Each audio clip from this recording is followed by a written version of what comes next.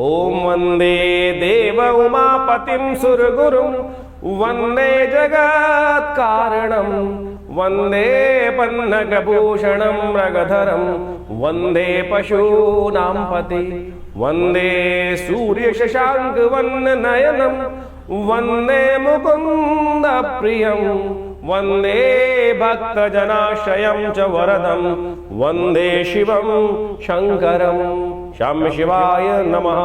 नमस्कार, स्वागत है आपका आचार्य वाणी में। मैं आचार्य डॉक्टर विक्रमादित्य आपके साथ हूँ। आज का विषय हमारा है मेष राशि वालों के लिए जुलाई के मध्यकाल में ग्रहों का योगायोग क्या कहता है। ग्रह तो हमेशा परिवर्तन की तरफ जाते हैं, लेकिन जुलाई में तो बहुत सारे ग्रह परिवर्तन की तरफ जा रहे हैं। कुछ ना कुछ उठापटक के नए योग बनते दिखाई दे रहे हैं। मेष राशि वालों आपकी 7.5 चल रही है और ऐसे में 7.5 का जो समय है और लंबा करते दिखाई दे रहे हैं शनि महाराज। शनि महाराज वक्री हो गए हैं, जाएंगे इस वक्त, और वक्री होकर 4 महीने तक जिन्होंने इस गति को आगे बढ़ाया था, 7 अंश तक शनि महाराज आगे निकल गए थे, फिर वापस जाते जाते 0 अंश पे पहुंच जाएंगे 4 महीने। हाँ जी, तो मान के चलें कि जो आपने टाइम काटा है 7.5 का, राम राम करके फिर वही समय दोबारा काटना पड़ेगा, पहले पीछे फिर आगे। तो ऐसे में शनि का रोल बड़ा विचित्र रहने वाला है। ये स्थिति 7.5 जो है अननेसेसरी की फ्रस्ट्रेशन, कहीं ना कहीं थोड़ी एंजाइटी को बढ़ाती दिखाई देगी। इसका उपाय लगातार करते रहिएगा। इस बात को सबसे पहले ध्यान करने, सबसे बड़ा परिवर्तन। इसके साथ साथ सूर्य भी परिवर्तन की तरफ जा रहे हैं, बुध परिवर्तन की तरफ जा रहे हैं, बृहस्पति परिवर्तन पर जा ही चुके हैं। और ऐसे में इन सब का परिवर्तन का प्रभाव बहुत तेजी गति से आपको देखने का वाला। बृहस्पति खैर आपके लिए बहुत अच्छा रास्ता बनाते दिखाई देंगे, चीज़ों में नया विश्वास जगाते दिखाई देंगे। शनि वहीं विश्वास को तोड़ते दिखाई दे सकते हैं। तो आप समझ लें कि आपको क्या उपाय करने चाहिए। देवयोग से इस बार समस्या का निदान करने के लिए भगवान ने कोई रास्ता सुंदर बनाया। शनि महाराज वक्री हो रहे हैं, तो वक्री होते ही साथ साथ क्या योग बन रहा है कि सावन का महीना, और सावन में भोलेनाथ को प्रसन्न करना सबसे आसान होता है। कुछ खास उपाय हम आपके साथ लाएंगे, इस कार्यक्रम में आपके बताएंगे कि कैसी भी विचित्र समस्या हो उन सबको ठीक करने के लिए भोलेनाथ का आशीर्वाद यदि आपके साथ आपने अपना लिया, उनको पसंद कर लिया, तो फिर क्या करेंगे शनि महाराज। शनि तो भगवान के समक्ष जाकर अपने आप कुछ रास्ता अपने आप दे देंगे। जान लीजिए सिलसिलेवार तरीके से ग्रहों का योग क्या है। 11 तारीख की बात करते हैं, 11 जुलाई शुक्रवार का अवसर। उस दिन प्रतिपदा तिथि है, सावन उस दिन से आरंभ हो रहा है, सावन का पदार्पण हो रहा है। सावन के कृष्ण पक्ष की प्रतिपदा का योग रहेगा। ग्रह नक्षत्र जो उस दिन ग्रह योग बता रहे हैं वो आपके लिए समझ लें। आपके लिए मन में धर्म का भाव जागता दिखाई दे रहा है, धर्म में आस्था जागती दिखाई दे रही है, और धर्म की आस्था से आपकी मेहनत सफलता की तरफ जाती दिखाई दे रही है। ग्रह नक्षत्र ये साफ साफ बता रहे हैं। ऐसे में सावन का महीना जब पदार्पण हो तो विशेष तौर पर कावड़ का सुंदर योग बनता है। तो कावड़ में विशेष तौर पर कावड़ धारण करने का मुहूर्त भी बनता दिखाई दे रहा है। इस दिन से बहुत सारे यात्रा अपने अपने समय से लोग आरंभ करते हैं, और जो शुभ प्रतिपदा से आरंभ करने का योग बनता है वो संपूर्ण मनोरथों को सिद्ध करने वाला है। इस दिन भगवान शंकर की उपासना से क्या होगा, गाय के दूध से भगवान का यदि अभिषेक कर लिया जाए तो लक्ष्मी की कृपा प्राप्ति का पुष्टिदायक योग बन जाएगा। 12 तारीख के दिन शनिवार का योग बन रहा है, और उस दिन 12 जुलाई को द्वितीया तिथि का योग बन रहा है। मेष राशि वालों के लिए ग्रह नक्षत्र जो खेल बता रहे हैं वो कह रहे हैं आपकी राशि के दृष्टिकोण से मेहनत करते चलो, लाभ प्राप्त करते चलो। बैठ जाओगे तो ग्रह भी बैठ जाएंगे, ऐसा योग बनता दिखाई दे रहा है। आपके करने से ही काम आपकी सफलता की तरफ जाते दिखाई दे रहे हैं। इसलिए जितना चीनी उतना मीठा, जितना शक्कर उतना मिठास आपके कार्यों से आपके जीवन में आने के योग दिखाई दे रहे हैं। बैठना ठीक नहीं है, इस बात को ध्यान रखने। गुस्सा मत कीजिएगा। इन दिनों ग्रह आपके थोड़ी थोड़ी बातों में आपको तुनक मिजाजी ज़्यादा बढ़ा रहे हैं, तो शांत होकर काम करने का प्रयास करें। द्वितीया तिथि है इस दिन, हो सके तो शनिवार के दिन जो योग पड़ रहा है एक काम करना चाहिए, गौ सेवा करने का प्रयास करना चाहिए। गौ सेवा करें, सबसे अच्छा रहेगा आपके लिए। भगवान की कृपा से आपके कष्टों को निवारण करने का योग बनता दिखाई देगा आपकी राशि के दृष्टिकोण से। शनि भी आपके अनुकूल हो जाएंगे। थोड़ा अपने वजन के बराबर हरा चारा यदि हो सके तो गौशाला में भिजवा दीजिए, वो आपके लिए अच्छा रहेगा। बात कर लेते हैं 13 तारीख की, रविवार का अवसर। तृतीया तिथि विद्यमान है और इस दिन ग्रहों का परिवर्तन का योग बन रहा है। दिन में आपके ग्रह योग आपको अच्छी मेहनत कराते दिखाई दे रहे हैं, शाम के बाद उसमें रिजल्ट आने के योग बनते दिखाई देंगे। बृहस्पति से दृष्ट होकर चंद्रमा गज केसरी योग बना लेंगे, ये आपके लिए अच्छा रहेगा। यदि एक काम करें, सुबह सुबह गौरी गणेश की उपासना करने का प्रयास करें। तृतीया तिथि है, सावन के कृष्ण पक्ष की स्वर्णिम गौरी की प्रतिमा पर यदि पूजन कर पूरे महीने भगवान का सुंदर का प्रार्थना की जाए तो कहा जाता है कि वारे न्यारे हो सकते हैं। इस दिन भी कावड़ यात्रा का आरंभ करने का, धारण करने का मुहूर्त बन रहा है। लेकिन कोशिश कीजिएगा भद्रा से पहले कर लें तो अच्छा रहेगा। दोपहर के बाद भद्रा आरंभ हो जाएगी करीब करीब 1:30 बजे से, तो उससे पहले पहले ये करने का प्रयास कीजिए, अच्छा रहेगा। 14 तारीख सोमवार का अवसर चतुर्थी तिथि विद्यमान है और ग्रह आपकी राशि के दृष्टिकोण से दे रहे हैं लाभ के योग। आपके ग्रहों के अनुसार से ग्रह योग बन रहा है जो आपके कार्यों में पॉजिटिविटी बनाता दिखाई दे रहा है। पॉजिटिव कार्य पॉजिटिव रिजल्ट ही देंगे, ऐसी मेहनत के लाभ बनते दिखाई दे रहे हैं। बृहस्पति पूर्ण दृष्टि से श्रद्धा विश्वास के साथ अच्छे योग से आपके विशेषतः पर उदय होते बृहस्पति जो हैं, सूर्य से दूर हो चुके हैं बृहस्पति अब, और आपके ग्रहों पर प्रभाव डाल रहे हैं, चीज़ अनुकूल दे रहे हैं, लाभ के रास्ते खुलते दिखाई देंगे। जीवन साथी के साथ भी कुछ ना कुछ यदि आप अच्छा व्यवहार करेंगे तो संबंध आपके वो लाभ देते दिखाई दे रहे हैं। कन्या पूजन करना सबसे श्रेष्ठ रहेगा इन दिनों। रविवार का दिन है, आश्रम पे हमने बड़ा यज्ञ रखा है, रुद्र यज्ञ। उसमें आप चाहें तो अपने नवग्रहों को शांत करने के लिए सुंदर आहुतियाँ प्रदान करें भगवती कृपा से। यदि नहीं भाग ले पा रहे हैं, वैसे तो हर रोज़ आश्रम पे यज्ञ रहता ही है और रविवार को विशेष यज्ञ रहता है। सावन का महीना रुद्र यज्ञ, भगवान के शंकर के विभिन्न मंत्रों के द्वारा यज्ञात्मक कार्य किया जाएगा। आप उसमें सम्मिलित हों, भंडारा रहेगा। सुबह 8 बजे से लेकर 11 बजे तक ये कार्यक्रम चलेगा। आइए, स्वागत रहेगा। और नहीं आ पा रहे हैं, बहुत दूर हैं, तो अपने नाम से भी इस आश्रम में यज्ञ की व्यवस्था आप करा सकते हैं। 14 तारीख सोमवार का अवसर चतुर्थी तिथि विद्यमान है। गणेश चतुर्थी का सुंदर योग, पहला सोमवार गणेश चतुर्थी के साथ सुंदर विघ्नहर्ता गणेश जी का ध्यान करके संपूर्ण शिव परिवार का पूजन करके भगवान का सुंदर आशीर्वाद देने का दिन है। ग्रह नक्षत्र कह रहे हैं कि जितने शुभ कार्य उतना लाभ आपको मिलना अवश्य गारंटेड है। देखिए, बृहस्पति गजकेसरी योग बना रहे हैं, राजयोग बना रहे हैं और आपकी राशि में लाभ के रास्ते में सब ग्रहों का योगायोग बन रहा है। बस थोड़ा शांत होकर गुस्से को कंट्रोल करके कार्य करने का प्रयास कीजिए। आश्रम पर हमने पहले सोमवार पर रुद्राभिषेक रखा है। दूध से, दही से, घी से, सब प्रकार की औषधियों से भगवान का सुंदर पूजन रहेगा। रुद्राष्टध्यायी का पाठ रहेगा। शाम को करीब 6 बजे ये कार्यक्रम आरंभ होगा और उसके बाद भगवान के सुंदर यज्ञ हमारे फेसबुक पे जाकर लाइव इस कार्यक्रम में आप जुड़ भी सकते हैं और भगवान का सुंदर स्तवन रुद्राष्टध्यायी का नमक चमक से पाठ का भाग बन सकते हैं। भगवान की कृपा से कहा जाता है रुद्रात्मक यज्ञ, अभिषेकात्मक यज्ञ जो होते हैं समस्त मनोरथों को सिद्ध करने वाले। अनेक अनेक औषधियों से यज्ञ किए जाते हैं, चाहे दूध से, चाहे दही से, चाहे घी से।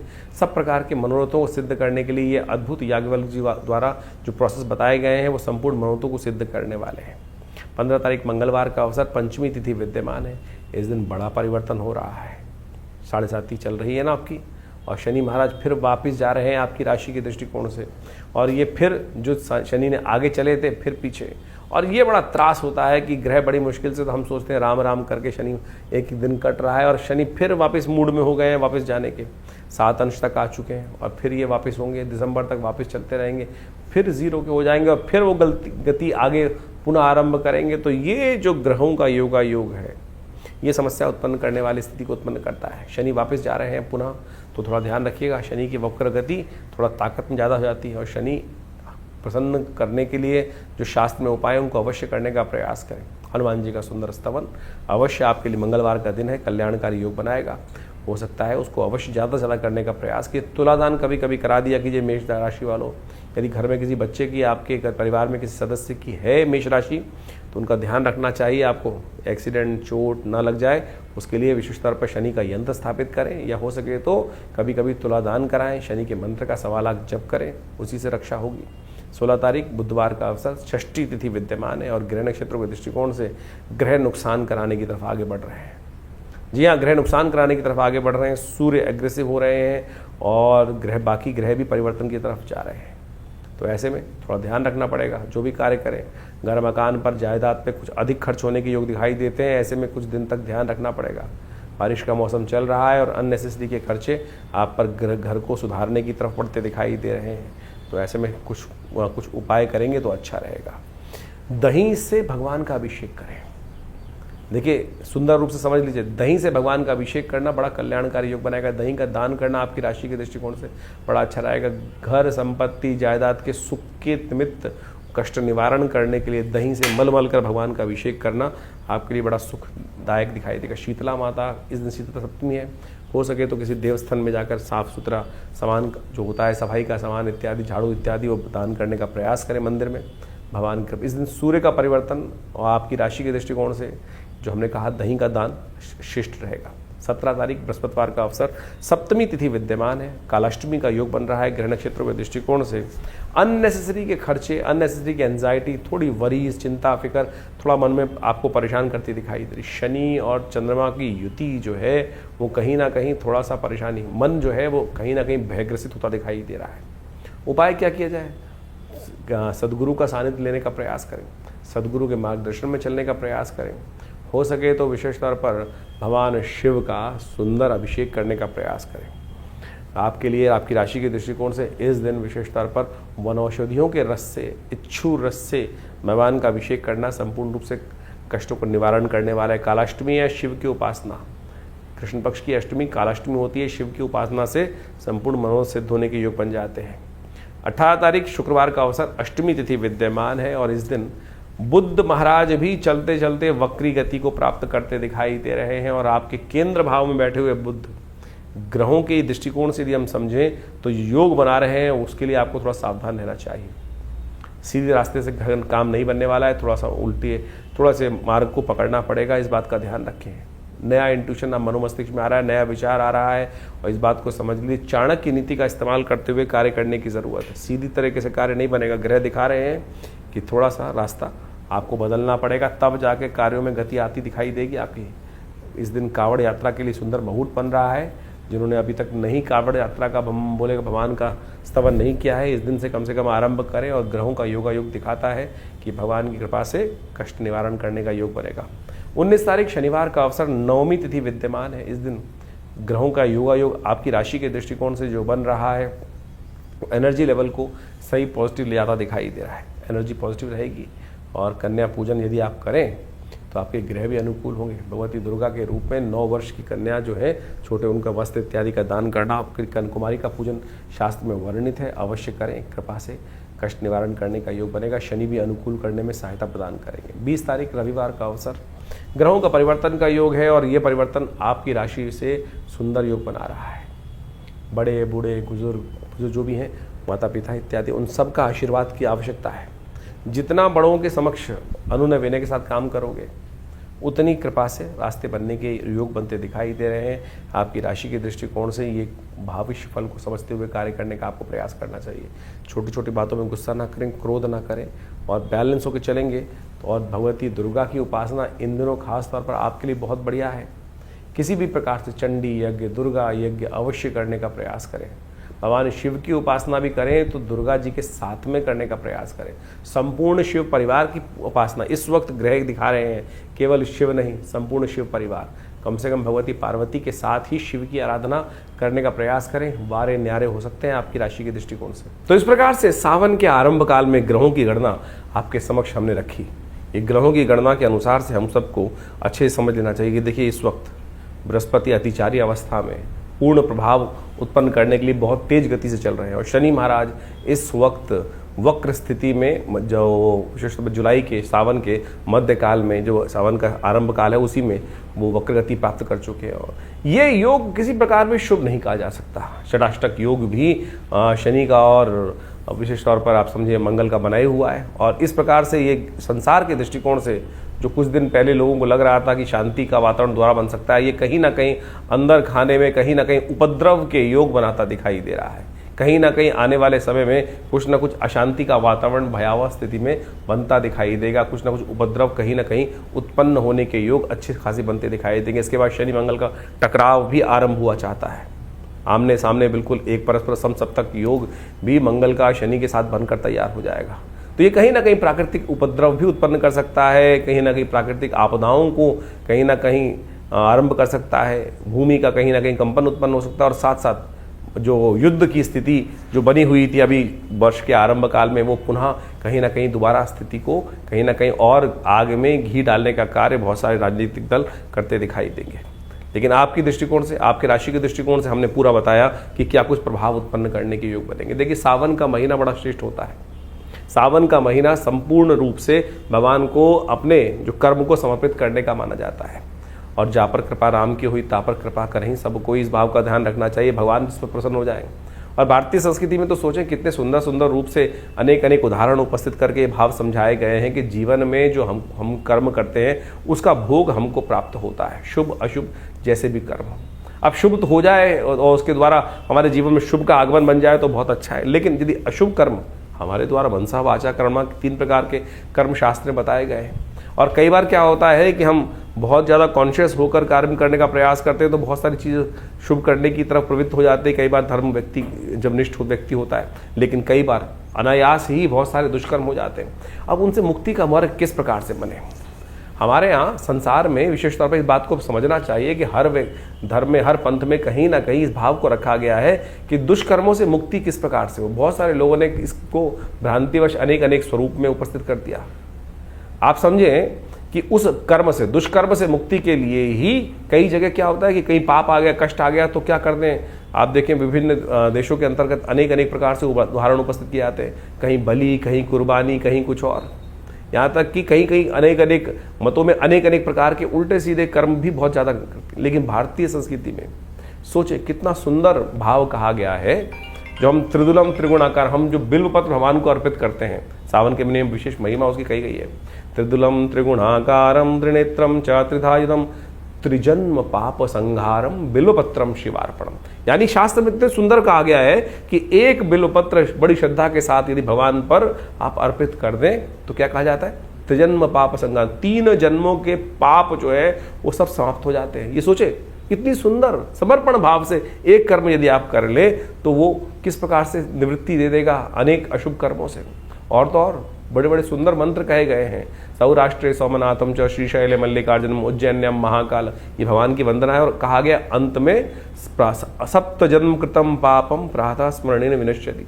यदि आप 7 जन्म के जो पाप हैं केवल इन जो आप जो द्वादश ज्योतिर्लिंग है इनके यदि नाम का स्मरण कर ले, सौराष्ट्रे सोमनाथम च श्रीशैले मल्लिकार्जुनम उज्जैन्यम महाकाल ओमकार ममलेश्वरम, ये इस प्रकार से कहा गया ना, सप्त जन्म कृतम पापम स्मरणेन विनश्यति।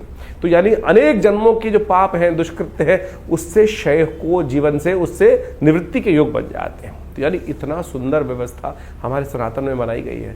इसका कहने का तात्पर्य इस ज्योतिष के कार्यक्रम में ये है कि आपके जीवन में जो कष्ट है उससे निवृत्ति के लिए ये सावन का महीना बड़ा श्रेष्ठ है। देव शयन हो जाता है, भगवान शंकर के हाथ में समस्त सत्ता आ जाती है। और ऐसे में यदि आप छोटे भी रूप में नित्यपति भगवान उनका सुंदर अभिषेक कर लें, एक बिल्वपत्र भगवान को अर्पित कर दें, तो आपके जो दुष्कर्म हैं उससे निवृत्ति का मार्ग बनेगा, शुभ कर्म का उदय होगा। और जब शुभ कर्म का उदय होगा तो पता जानिए क्या होगा, शुभ कर्म के उदय होते ही इस संसार में शुभता प्राप्त करने के योग बन जाएंगे, कष्टों से निवृत्ति के योग बन जाएंगे। और अनेक प्रकार से आपके जीवन में जो कष्ट भोग रहे हैं उससे निवृत्ति का मार्ग बन जाएगा। इसलिए ये न के न प्रकारेण कैसे भी हो भगवान का सुंदर स्तवन इस सावन के महीने में अवश्य करने का प्रयास करें। विवेकानंद योगाश्रम में पूरे सावन के महीने पूरे 30 दिन नित्यपति भगवान का रुद्राभिषेक, दूध से, दही से, घी से, शहद से, अनेक अनेक औषधियों से, भस्म से, सब प्रकार से रुद्राष्टाध्यायी का पाठ करते हुए नित्यपति चल रहा है। आप भी उसमें सम्मिलित हों, कर्म करें, शुभ करें। देखिए क्या होगा, शुभ वातावरण बनाओगे ना तो अपने आप जीवन में शुभ का आगमन होता जाएगा। हमने वातावरण ही बड़ा विचित्र बना दिया है। हमारे मनोमस्तिष्क में कहीं ना कहीं छोटा सा भाव ऐसा आ गया है कि नहीं कुछ नहीं होता। अरे बहुत कुछ होता है, सब कुछ होता है। जरा पलट के देखो जीवन में कब कब किस किस प्रकार से हमने भगवान की कृपा से जीवन में उसका लाभ पाया है, ये सोचने की आवश्यकता है। तो इसलिए ज्योतिष में निवारण जो है वो प्रभु का नाम ही है, निवारण प्रभु का नाम ही है। उस निवारण के नाम को हमें स्मरण करने का प्रयास करना चाहिए। अनेक कथाएं शास्त्र में उपस्थित हैं, उन कथाओं को हमें समझते हुए कार्य करने का प्रयास करना चाहिए। एक शराबी था, उपनिषद में कथा आती है, जिंदगी में कभी परमात्मा के मंदिर नहीं गया, भगवान का नाम स्मरण नहीं किया, लेकिन जीवन था, जिया था, तो कई बार बहुत सारे जीवन में कई बार योग बन जाते हैं। कहा जाता है कि एक दिन वो नाचने वाली के पास जा रहा था और थोड़ा सा पान का बीड़ा हाथ में था और साथ में कुछ मालाएं थी, कुछ मीठा था हाथ में और कुछ ना कुछ नशा भी कर रखा था उसने। कहा जाता है कि बरसात का मौसम था, कहीं ना कहीं चलते वक्त रास्ते में ठोकर लगी, नशे में था, वो गिर पड़ा, बहुत देर तक गिरा पड़ा रहा। सुबह सुबह रात शाम से भोर होने की वेला आई, मंदिर में सामने जब उठा कुछ आवाज़ हुई तो सामने मंदिर था और सामने मंदिर में देखा तो शिवालय दिखाई दिया, भगवान शिव का शिवालय था वो। बस गिरता पड़ता कैसे ही पता नहीं भाव मन में क्या जागा, कोई पुण्य कर्म जागा होगा, भाव आया, अरे ये जहाँ जा रहा था वहाँ के लायक तो रहे नहीं, मिट्टी लग गई, आज इन्हीं को चढ़ा देता हूँ। शिव साक्षात सामने विराजमान थे। गया और उस शिवलिंग पर वही पान का बीड़ा, मिट्टी लगा हुआ, मिट्टी लगी हुई माला भगवान को अर्पित कर दी, और मंत्र जो टूटा फूटा याद था, कहीं सुन रखा था, ओम नमः शिवाय, और वही सुनते हुए वहीं भगवान पर अर्पित कर दिया वो सब सामग्री, उस मंत्र का उच्चारण करते हुए। देवयोग से उसी वक्त प्राण निकल गए, चोट लग चुकी थी ज़्यादा, और वहीं शिवलिंग पर ही वो गिर पड़ा और वहीं प्राण निकल गए। कालांतर में उसको यमराज के समक्ष उपस्थित किया गया और कहा गया कि यमराज महाराज, ये जीव आया है, लाइन में लगे हुए थे, नंबर आया तो पता चला चिरकाल तक इनको नरकादि लोकों में वास करना है, लेकिन एक बहुत सुंदर योग है, चित्रगुप्त ने बताया कि इनको 2.5 घड़ी का इंद्रासन प्राप्त हुआ है। 2.5 घड़ी का इंद्रासन, उस जीवात्मा की भी आंख खुल गई एकदम। उसको भी लगता था उसने कभी ज्ञानता में कोई शुभ कार्य में ज्ञान में किया ही नहीं था, जिंदगी भर कुछ गलत काम किए होते। मरने के बाद तो सबको ज्ञान होता है कि मैंने क्या किया क्या नहीं किया। ज्ञानवान जब जिंदा रहते हैं तब तो हमको होश ही नहीं रहता है हम जो कर रहे हैं वो शुभ है या अशुभ है, लेकिन आत्मा को तो सब कैलकुलेशन होकर पता चल रहा है ना, कहाँ जुड़ रहा है कहाँ नहीं जुड़ रहा। तो यही भाव उसकी आत्मा को जब जीवात्मा के रूप में वहाँ उपस्थित था तो कहा था हमने तो कुछ किया ही नहीं शुभ, तो हमको तो लाइन में जाना ही है, जहाँ जहाँ कड़ाई में डालोगे जो कुछ होगा, कुंभों में पड़ना है वो जाना ही है। लेकिन जैसे ही वहाँ एक भाव उत्पन्न हुआ कि 2.5 घड़ी का इंद्रासन, तो उसे पूछा गया, यमराज जी के समक्ष जब उपस्थित हुआ तो पूछा गया महाराज कहाँ जाओगे, नरक या पहले 2.5 घड़ी का इंद्रासन। उस जीवात्मा ने एक बड़ा विचित्र प्रश्न किया कि महाराज आज्ञा हो तो एक प्रश्न पूछना चाहता हूं। धर्मराज जी ने कहा आप आज्ञा है, आप धर्मराज के समक्ष उपस्थित हैं, जो आप चाहेंगे उसका जवाब दिया जाएगा। बोले मेरी मति में मुझे ऐसा कोई कर्म याद नहीं जिससे मुझे ऐसा कोई शुभ हो कि मुझे 2.5 घड़ी का इंद्रासन का सुख प्राप्त होने का योग बना हो। तो धर्मराज ने कहा कि चित्रगुप्त जी बताएं इनको कौन सा कर्म इन्होंने ऐसा किया। तो कहा महाराज इन्होंने एक मरते वक्त अंतिम में सांस लेते हुए भगवान पर इस प्रकार से इस अवस्था में मनसा वाचा कर्मणा, तीनों रूप में इस संसार से निवृत्त होकर भगवान के श्री चरण में समर्पित होते हुए प्राण को त्यागे, और इस भाव से उन्होंने सब कुछ अपना संपूर्ण भगवान को समर्पण कर दिया। तो बताया गया भाई ये कर्म का आपने किया है, इसी कारण से, इस छोटे से कर्म के कारण से आपको 2.5 घड़ी का इंद्रासन प्राप्त हुआ है। जीवात्मा में सुना और फिर पूछा यमराज ने, हाँ भाई कहाँ जाओगे बताओ। तो उन्होंने कहा महाराज मुझे इंद्रासन पहले चाहिए, और इंद्रासन के बाद फिर 2.5 घड़ी के भोगने के बाद कहा जाता है कि धर्मराज की आज्ञा से उनको उपस्थित किया गया इंद्र के समक्ष कि महाराज इंद्र, राजा देवराज इंद्र के समक्ष कि महाराज इनको धर्मराज की आज्ञा से 2.5 घड़ी का इंद्रासन प्राप्त हुआ है। और सत्य माने इंद्र वहां से उतरे जो उस वक्त स्थित पे थे। ये शास्त्रोक्त कथा है, उपनिषद में आई हुई कथा है, ये किसी की बनाई हुई कथा नहीं है। मेरी और आपकी मतियों को ठीक करने के लिए, जो हमारे संसार में विशेष तौर पर मति अलग अलग प्रकार से हो जाती है, उन भ्रमों को ठीक करने के लिए संसार में हमारे ऋषियों के द्वारा एक कथा उपस्थित की गई है उपनिषदों के अंतर्गत। जब वो वहाँ उपस्थित हुआ 2.5 घड़ी का इंद्रासन के लिए, उसका अभिषेक हुआ, संकल्प लिया गया, और पूरी तरह से राज्याभिषेक जिस प्रकार से होना चाहिए उस प्रकार से उनको वहाँ पूरी तरह से विधि विधान का पालन करते हुए, समस्त संस्कारों को करते हुए उनको 2.5 घड़ी का इंद्रासन के लिए। और जैसे ही वो इंद्र पद पर आसीन हुए, वहीं नृत्य गंधर्वों का, अप्सराओं का आरंभ हुआ चाहता था, उन्होंने सब रोक दिया। बोले मैं इंद्र हूँ, रुको सब, ये कुछ नहीं होगा। और बोला जल लाओ। जल लाया गया और जल पे संकल्प लिया और कहा ये उच्च श्रवा घोड़ा शुक्राचार्य को दान करता हूँ, कामधेनु गाय वशिष्ठ को दान करता हूँ, समस्त निधियों को दान करना शुरू कर दिया। संसार जो भी स्वर्ग की उस इंद्र के साम्राज्य में जो जो निधियाँ थी संपूर्ण दान कर दी, और अंत में सिंहासन से उठकर नीचे आया और कहा मैं इस वक्त इंद्र, ये मेरा गोत्र, मैं आज इस समय समस्त त्रिलोकी का ये साम्राज्य जो है, स्वर्ग जो है, ये भगवान शंकर के श्री चरणों में अर्पित करता। और बोला चलो अब कहाँ लेके चलते हो, जहाँ नरक आदि लोग चल रहे हैं चलो। फिर किसकी सामर्थ्य थी? तो आपके जो मन से, मनेव बंधन कारण मोक्ष शास्त्र कहता है, तो समझो, इस विधि को समझो। तो इसलिए ये न कि न प्रकारेण, किसी भी प्रकार से अपने वातावरण को, वो कब आएगी वो वेला जैसे हम श्रद्धा के साथ, विश्वास के साथ परमात्मा का स्मरण कर पाए। तो इसलिए ये जो सावन का महीना है ना, लोक के साथ साथ परलोक को भी सुधारता है। तो इसलिए सुंदर रूप से हम इस भाव को समझें और सावन के महीने में यथाउचित भाव से भगवान शंकर का सुंदर स्तवन जितना हो सकता है वो करने का प्रयास करें। जीवन में कल्याण का मार्ग बड़ी मुश्किल से मिलता है, बड़ी सुंदर से ये वेला आई है। आनंद भाव से परमात्मा का स्मरण करें और जैसा हमने आपको कहा कि जहाँ भी आप हैं वहाँ पर बैठ के करें, करवाएं किसी रूप में। यदि आप आश्रम पे आ सकते हैं दिल्ली में तो बहुत सुंदर रहेगा आपके लिए। ये नित्य प्रति शाम को एक कार्यक्रम हमने रखा है पूरे 1 महीने तक। सोमवार के दिन विशेष कार्यक्रम रहेंगे, प्रदोष के दिन विशेष कार्यक्रम रहेंगे। उस सबकी सूचना समय समय पर जो लोग आश्रम से जुड़े हुए हैं उनको उनके व्हाट्सएप के माध्यम से प्राप्त दे दी जाती है। और आपको भी यदि चाहिए तो आप इन नंबर्स पर अपने मैसेजेस को भेजकर वो समस्त सूचनाएं आश्रम से मांग सकते हैं और हमारी वेबसाइट पर विजिट कर सकते हैं। acharyavickramaditya.com ये वेबसाइट है और समस्त फ़ोन नंबर से समस्त जानकारी प्राप्त करने के बाद जुड़े इन समस्त अपने समस्त जो हमारे आश्रम में गतिविधि कार्यविधि की जाती हैं। ये अध्यात्म का सुंदर मार्ग है। नित्य प्रति आश्रम पे 8 घंटे करीब यज्ञ रहता है। माँ भगवती का सुंदर श्री विग्रह विराजमान है जो 500 साल पुराना दिव्य श्री विग्रह है। तो आप कोशिश करें ज्योतिष को केवल नग बेचने वाला कार्य ना करें।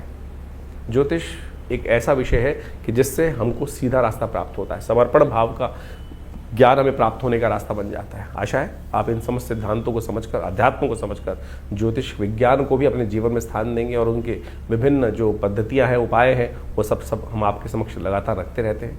आप सबके जीवन में कल्याण का मार्ग बने। भगवान शिव आपकी समस्त आदि व्याध जो कष्ट इत्यादि हैं उन सबको हरे और जीवन में कल्याण का मार्ग आपके लिए अवश्य बने। धन्यवाद, नमस्कार।